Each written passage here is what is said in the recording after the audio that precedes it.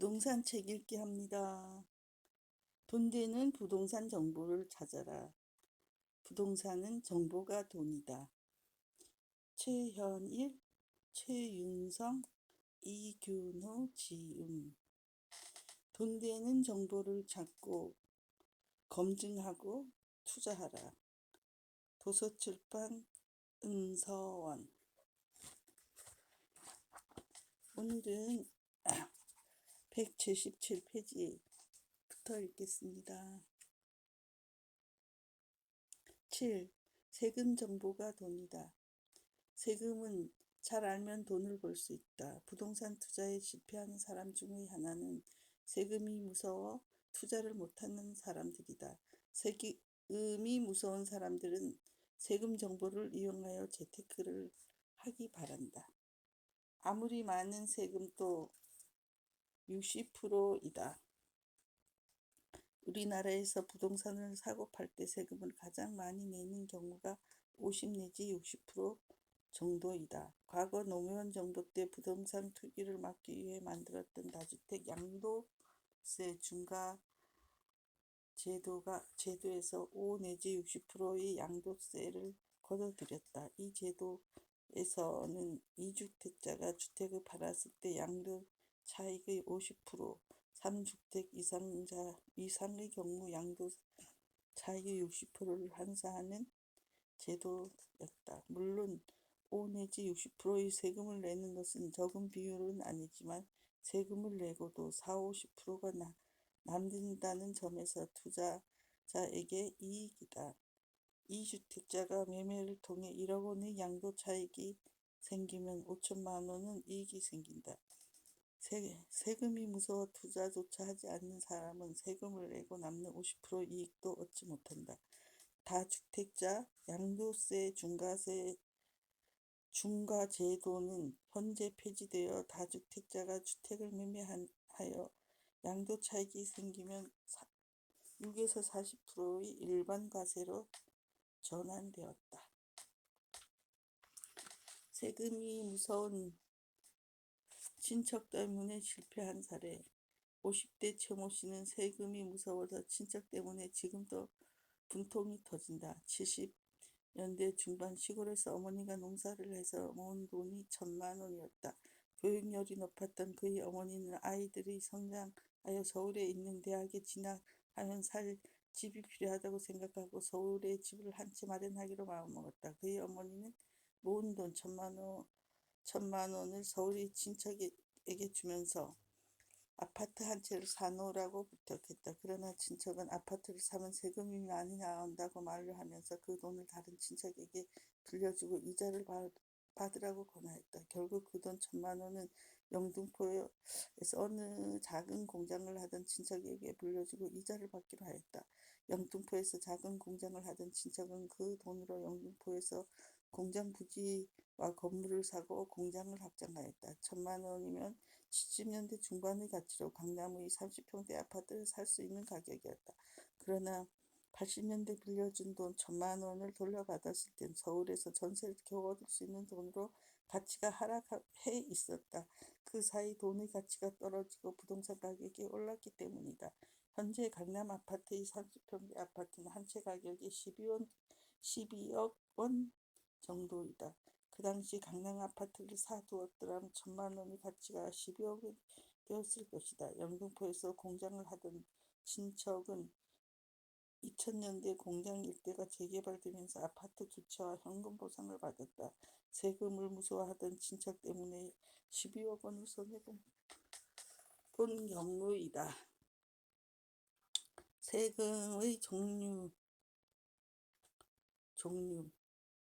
부동산 세금의 종류. 부동산 세금은 부동산의 취득, 보유, 처분, 상속, 증여와 관련된 세금으로 구분된다. 매년 과세되는 것도 있고 소유권 이전 시 또는 요건 성립 시에 과세되는 것도 있다. 먼저 부동산 취득과 관련된 세금은 취득세, 등록세, 교육세, 농어촌 특별세 등이 있다.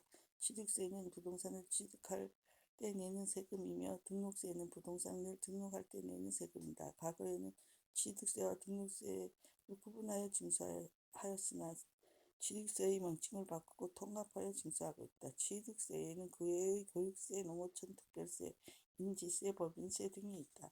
다음으로 부동산 보유와 관련된 세금은 재산세, 종합부동산세 등이 있다. 재산세는 재산을 소유하고 있는 사람에게 매년 부과하는 세금이다. 또한 종합부동산세는 일정 금액 이상의 부동산을 소유한 사람에게 매년 과세하는 세금이다. 취득 관련 세금에는 취득세, 등록세, 농어촌 특별세, 교육세, 인지세, 법인세가 있고요. 보유 관련 세금에는 재산세, 종합토지세, 종합부동산세, 도시계획세, 공동시설세, 사업소세, 법인세, 부가가치세입니다. 양도 관련 세금에는 양도소득세, 법인세, 특별부가가치세, 부가가치세 등입니다.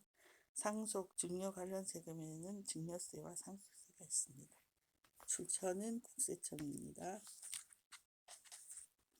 그리고 부동산 처분과 관계된 세금은 양도세, 양도소득세 등이 있다. 양도소득세는 글자 그대로 부동산 거래 후 양도 차익이 생기면 내는 세금이다. 양도소득세는 토지와 건물을 포함하는 부동산뿐만 아니라 아파트, 분양권과 같은 권리를 사고 팔 때 발생하는 양도소득세에 대해서도 과세된다. 마지막으로 상속과 증여와 관련된 세금은 상속세, 증여세 등이 있다. 먼저 상속세는 사망에 의해 부동산을 상속될 경우 과세하는 세금이다. 또한 증여세는 타인에게 부동산을 유무상으로 증여할 때 과세하는 세금이다. 취득세란 무엇인가? 취득세란 부동산을 취득할 때 납부하는 세금이다. 취득세에는 토지와 건물을 매매, 교환, 증여, 기부 등 특별할 때 취득가액을 기준으로 일정 세율에 따라 취득일로부터 60일 이내에 자진 납부해야 한다. 대표적인 취득세는 주택을 사고 팔 때 내는 취득세이다. 2014년부터 취득세의 영구 인하로 6억 이하 주택은 1%, 6억 초과 9억 이하 주택은 2%, 9억 이상 초과 주택은 3%로 바뀌었다. 취득세 영구 인하는 보유한 주택수와 관계없이 적용되며 주택 이외의 부동산은 해당되지 않는다.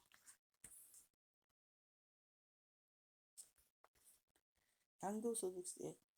양도소득세란 부동산 또는 부동산에 관한 권리와 같은 자산의 양도에 따라 발생하는 소득에 대하여 과세하는 세금이다.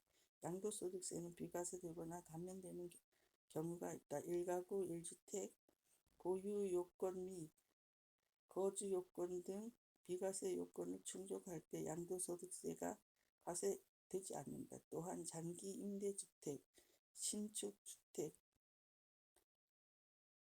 공국사업용 토지, 8년 이상 자격용지 등의 경우 감면 요건을 충족할 때는 양도소득세가 감면된다. 부동산을 양도할 때에는 양도일이 속하는 달부터 2월 이내에 주소지 관할세무서에 예정신고와 납부를 한다. 보유세인 재산세와 종합부동산세. 부동산 보유와 관련된 세금은 재산세, 종합부동세 등이 있다. 먼저 재산세는 과세 기준일인 6월 1일 현재 토지, 건축물, 주택, 선박, 항공기 소유자에게 매년 부과하는 보유과세이다. 공유재산인 경우는 지분에 해당하는 부분에 대하여 지분권자를 납세 의무자로 보며 지분 표시가 없는 경우에는 지분이 빈등한 것으로 본다. 재산세는 보통 징수 방법에 의하여 과세 표준의 세액을 결정하기 때문에 지방자치단체의 과세 표준을 정하여야 한다. 납부 시기는 건축물은 매년 7월 16일부터 7월 31일까지, 토지는 9월 16일부터 9월 30일까지다.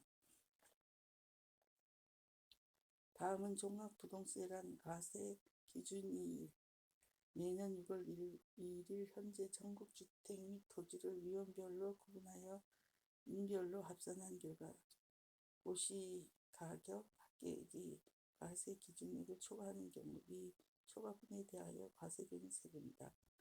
1차로 부동산 소재지 관할 시군구에서 관리 부동산을 과세 유형별로 분하여 재산세를 부과한다. 그리고 2차로 과세 기준 금액 초과분에 대하여 주소지 관할 세무서에서 종합부동세를 부과한다.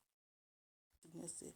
상속세는 사망에 의하여 상속되는 모든 재산에 대하여 과세되는 세금이다. 상속세의 신고 납부는 상속 개시일로부터 6개월 이내에 상속 개시 세무서에 납부하여야 한다.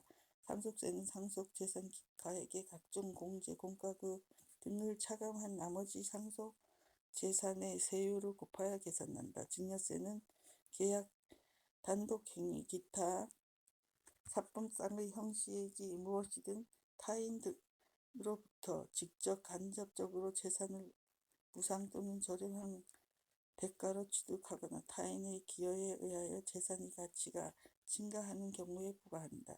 증거일로부터 3개월 이내에 수증자 주소지 관할 세무서에 납부한다. 증여세는 원칙적으로 증여자가 내야 한다.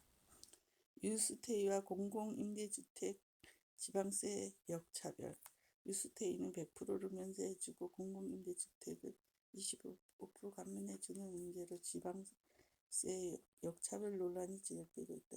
행정안전부는 한국토지주택공사가 공급하는 전용면적 60제곱미터 이하 소규모 공공임대주택의 취득세, 재산세 등 지방세 감면 혜택을 50%에서 25%로 축소하면서 민간에게 공급하는 뉴스테이는 지방세가 최대 100% 면제되고 있다. 저소득층을 위한 공공임대주택보다 중산층을 위한 민간임대주택이 더 많은 세제 혜택을 받는 것은 형평이 맞지 않다고 뉴스테이를 키우기 위해 민간기업에 과다한 특혜를 준다고 지적했다. 소규모 공공임대주택에 의한 취득세와 재산세 감면 혜택은 현행 각각 50%에서 25%로 축소되며 재산세와 재산세를 각각 50% 감면해 주던 매입임대주택은 2016년 말 감면 혜택이 사라졌다. 반대로 유스테이는 주식세 전용면적 60제곱미터 이하 100% 면제된다. 재산세는 전용면적이 40제곱미터 이하 100% 면제되고 40에서 60 이하는 75% 감면된다. 8. 금융정보는 수익을 극대화한다. 완전한 자기 자본을 투입했을 때보다 대출을 활용하는 것이 수익을 더 높일 수 있다. 대출을 적극 활용하여 투자 수익률을 극대화할 수 있는 방안을 찾는 것이 돈 버는 방법이다. LTV와 DTI란 LTV는 주택담보대출 비율인데 금융기관에 대출을 해줄 때 담보물의 가격에 대비하여 인정해주는 금액의 비율이다. 예를 들어 대출자가 시가 1억 원 주택을 담보로 최대 5천만 원 대출받을 수 있다면 LTV는 50%이다. 금융기관은 대출 채권 상환에 부족분이 발생하지 않도록 일정의 담보 인정 비율 이내에서 담보대출을 취급하고 있다. 부동산 가격 하락 시에도 대출 채권 상환에 부족분이 발생하지 않도록 하기 위해 금융기관은 담보적인 비율을 100%보다 낮은 수준에서 운영하고 있다.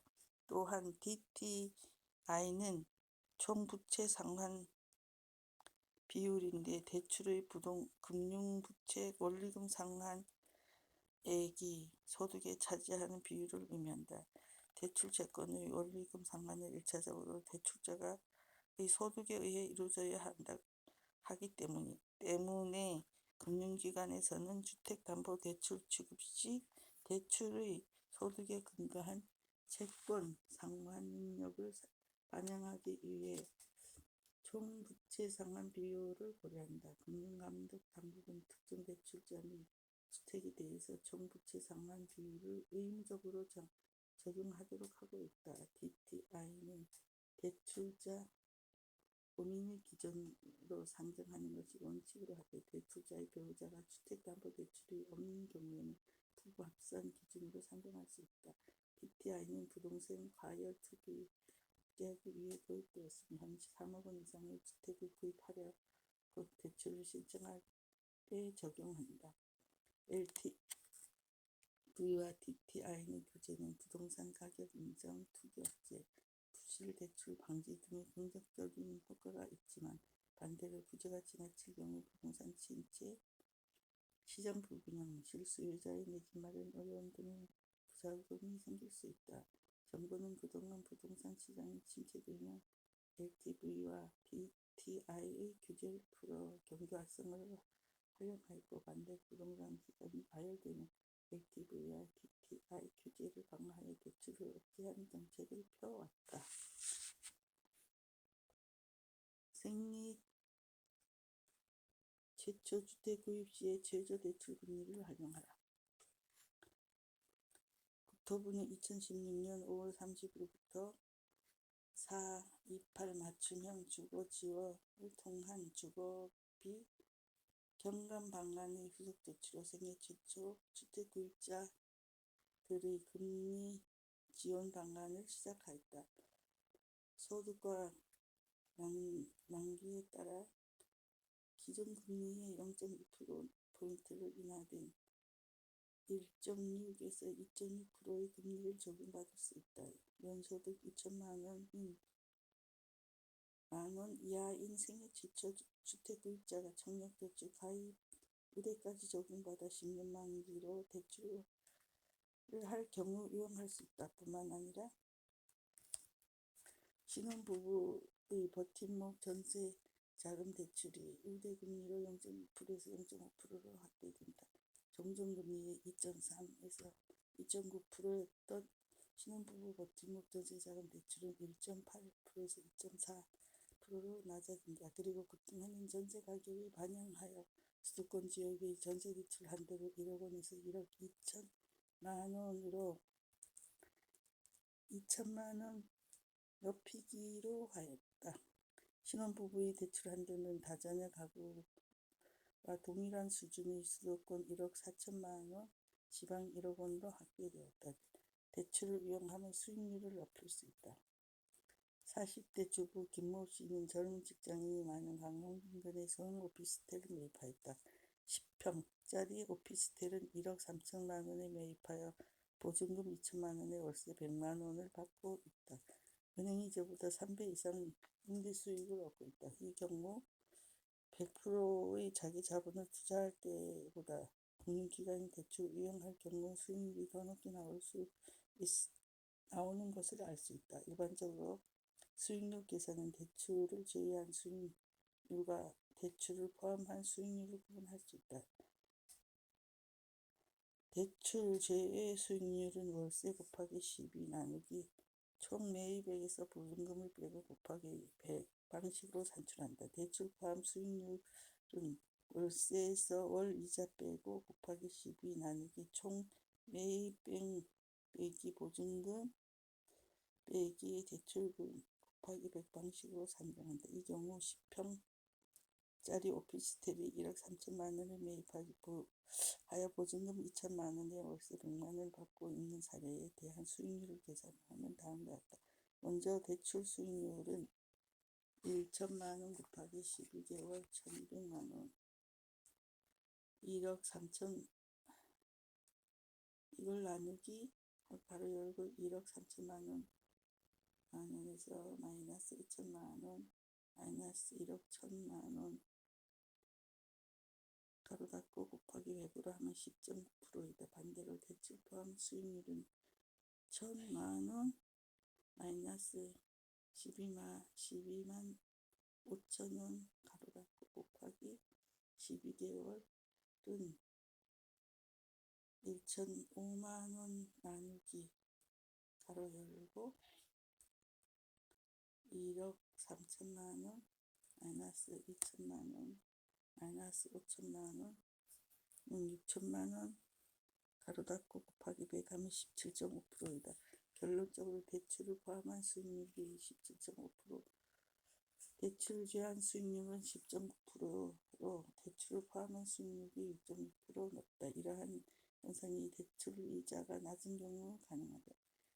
만약 대출 이자가 높아지면 대출을 포함한 수익률이 낮아질 수 있다. 저금리 현상이 장기화된 장기에 된다면 대출을 이용한 투자가 수익률을 더 높일 수 있다. 6장 행정정보로 보석을 찾아라. 정부와 사회에서 부동산 정보가 넘쳐나고 있지만 믿을 수 있는 정보를 찾기 쉽지 않다. 공공과 민간이 운영 중인 정보 포털을 잘 활용하며 실생활에서 유용하고 재테크에 도움이 되는 정보를 많이 찾을 수 있다. 1. 주택 보급률 믿어야 되나?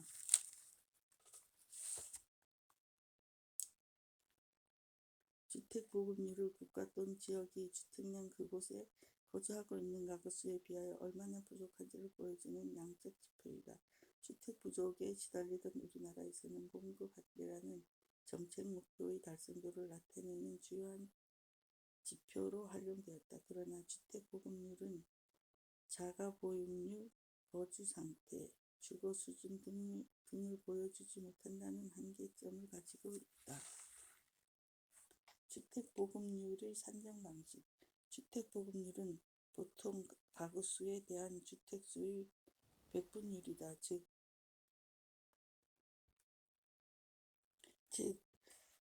주택 보급률은 산정 방식은 주택 수 보통 가구 수 곱하기 100이다. 여기서 보통 가구 수는 일반 가구 수에서 비연령 가구와 1인 가구를 제외한 가구 수이다. 또한 주택 수는 인구 주택 총조사 결과를 기준으로 빈집을 포함한다. 다가구 주택은 일체로 계산하여 산정한다. 그러나 주택 보급률 산정에는 여러 문제가 지적되고 있다. 주택 보급률은 단순히 주택 수를 보통 가구 수로 나눈 비율인데 여기서 주택 수는 보통 가구 수를 어디까지 보느냐에 따라 주택 보급률이 크게 차이가 난다는 점이다. 그동안 우리나라의 경우 주택 보급률을 산정하는 데 있어서 분모에 해당하는 가구 수를 보통 가구 수로 산정해 전체 가구 가운데 1인 가구와 5인 이하 비혈연 가구는 제외하여 왔다. 또 분자에 해당하는 주택 수를 다가구 주택의 소유권 기준으로 일체로만 산정했다. 예를 들어 일체의 다가구 주택 10가구가 살더라도 소유권을 가진 주인이 1명으로 일체를 산정했다. 뿐만 아니라 오피스텔은 현실적으로 주거용으로 사용되고 있음에도 불구하고 주택수에 제외되었다. 이와 같은 문제 때문에 기존 주택 보급률을 실질적인 주거 현실을 제대로 반영하지 못한다는 지적이 제기되었다. 이러한 문제를 보완하기 위하여 신주택 보급률 산정 방식이 도입되었다. 신주택 보급률이란 기존의 주택 보급률이 다가구 주택을 일체로 계산하고 1인 가구를 가구 수에 포함시키지 않는 문제점을 보완하고자 새롭게 도입하였다. 즉 주택 수의 배당 다가구 주택의 구분 거처 수를 반영하고 가구 수는 1인 가구를 포함하여 산정하는 방식이다. 다만 주거용 오피스텔의 경우 정확한 주거 형태를 파악하기 어렵다는 이유로 산정에서 포함시키지 않았다. 구주택 보급률과 신주택 보급률의 차이. 우리나라 주택 보급률은 구주택 보급률 방식과 신주택 보급률 방식을 나누어서 보면 많은 차이가 있다는 것을 알 수 있다.